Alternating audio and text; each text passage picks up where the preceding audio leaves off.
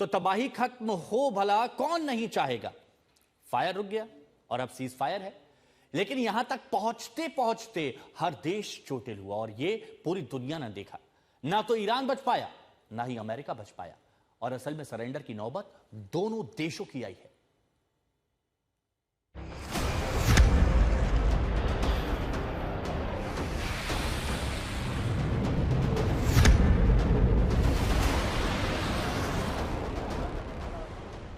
40 दिन में दुनिया ने क्या क्या नहीं देखा।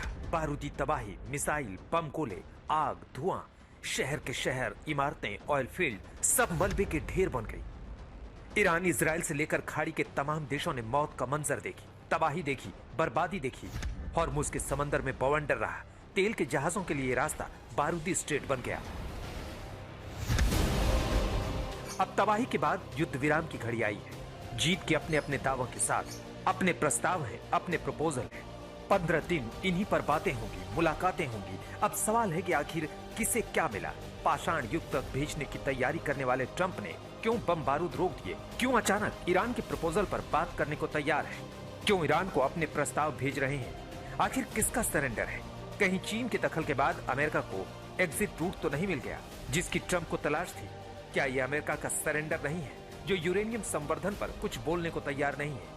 क्या यह अमेरिका का सरेंडर नहीं जो ईरान को निहत्था करने चले थे? क्या यह ट्रंप की हार नहीं है जो हॉर्मुज में मिलकर पैसे बनाने की बात करने लगे? सरेंडर तो ईरान भी है। 40 दिनों की तबाही और बर्बादी के बाद टेकरी जो निकल गई, अब वो हॉर्मुज खोलने को भी तैयार है और अमेरिका के साथ बातचीत के लिए मान गया। दरअसल सरेंडर दोनों के लिए है। जंग ने दोनों से ऐसी कीमत वसूली कि 40 दिन की तबाही के बाद अमेरिका और ईरान दोनों ने अपनी शर्तों के साथ सरेंडर बोल दिया। तेल अवीव से प्रणय उपाध्याय के साथ आज तक ब्यूरो।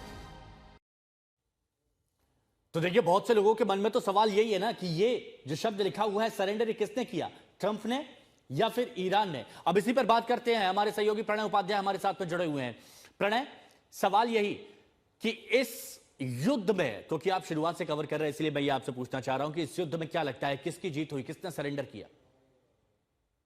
देखिए, अगर इसे आप दार्शनिक न माने तो इसमें समझदारी की जीत हुई, क्योंकि युद्ध जो है वो शुरू करना आसान होता है, युद्ध को खत्म करना समझदारी होता है। और इसके अंदर दोनों नहीं, इसे हार और जीत के तराजू पर नहीं तौलना चाहिए कि कौन हारा कौन जीता, क्योंकि नुकसान दोनों तरफ हो रहा था। ईरान को भी बहुत नुकसान हो रहा था। तमाम तेवरों में कुछ भी दिखाया जाए हिमांशु, लेकिन निश्चित रूप से ईरान के अंदर घर भी टूट रहे थे, पुल भी टूट रहे थे, इमारतें टूट रही थी। ईरान अपनी सत्ता को बचाने में कामयाब रहा, ये ईरान की कामयाबी है। अमेरिका बहुत काफी जो है नुकसान करके वापस लौट आया, ये भी अमेरिका की ताकत के बावजूद उसका संयम दिखाना उसकी कामयाबी है, क्योंकि अमेरिका अगर चाहता तो और ज्यादा नुकसान ईरान को कर सकता था। लेकिन ईरान ने भी के में कम नुकसान करने के बावजूद अमेरिका ने वापस लौटने का फैसला किया, ये भी अमेरिका की समझदारी। तो मुझे लगता है इसमें समझदारी की जीत हुई। और बाकी तो ये अपने अपने आर्टिकुलेशन की बात है, क्योंकि आप किस नजरिए से, किसके नजरिए से देख रहे हैं, इससे तय होगा कि आप किसे हारा और किसे जीता हुआ मानेंगे। ईरान ये दिखाने की जरूर कोशिश कर रहा है कि उसके रेजिस्टेंस की जीत हुई है, ये एक बड़ी सेना के खिलाफ उसके प्रतिकार की जीत हुई है,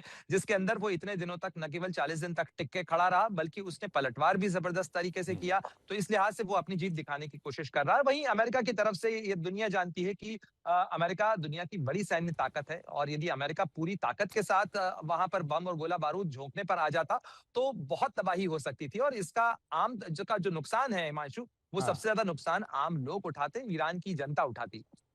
तो कौन जीता, कौन हारा, किसने सरेंडर किया? तो यहां पर तो यही कहा जा सकता है कि अगर नेताओं की अगर मानी जाए तो नेता तो जीते हुआ अपने आप को बताएंगे, लेकिन आम जनता की अगर देखा जाए, उनके नुकसान का देखा है, तो आम जनता यहां पर बताएगी कि उसने क्या कुछ खोया है।